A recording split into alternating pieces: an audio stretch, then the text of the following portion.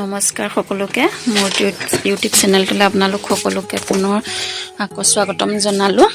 আজি আত্মসহায়ক গোটৰ মিটিঙলৈ যাবলৈ ওলাইছোঁ। গোটৰ মিটিং মাহঁতৰ ঘৰত দিয়া হৈছিলে আৰু আজি প্ৰায় ভালেমান দিন হ'ল মিটিংখন দিয়া হোৱা নাছিলে। সেয়ে আজি সকলোৱে মিটিং দিয়া হৈছে, কাৰণ আমাৰ গোটৰ ঋণ লৈ থোৱা আছিলে, ঋণ শেষ হ'ব আৰু তাৰে আলোচনা কৰা হৈছে।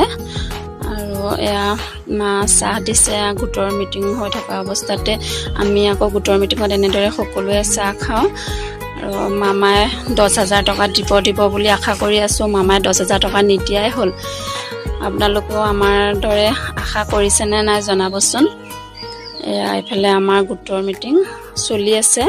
তাৰপিছত চাহ খাই এয়া সকলো গোটৰ মিটিং শেষ হ'লত সকলো ঘৰা ঘৰি গৈছে। আৰু এইফালে এগৰাকী আমাৰ ল'ৰাটো স্কুল ফ্ৰেণ্ড হয় আৰু এয়া তেওঁলোক দুয়োটাই খেলি আছিলে।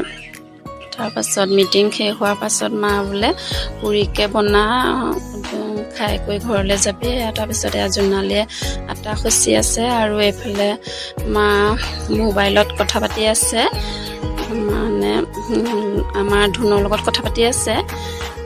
ধুন ঘৰত নাথাকে, সেয়ে তাৰ লগত কথা পাতি আছে মা। আৰু এইফালে জোনালী আৰু মই এয়া পুৰি বেলাত লাগি আছোঁ, পুৰি বনাবলৈ। আৰু মা পুৰিৰ লগত খাবলৈ ডিম আৰু বিলাহী আলু দি দম বনাম বুলি কৈছে। এয়া এইবোৰ যোগাৰ কৰি লৈছে বনাবলৈ।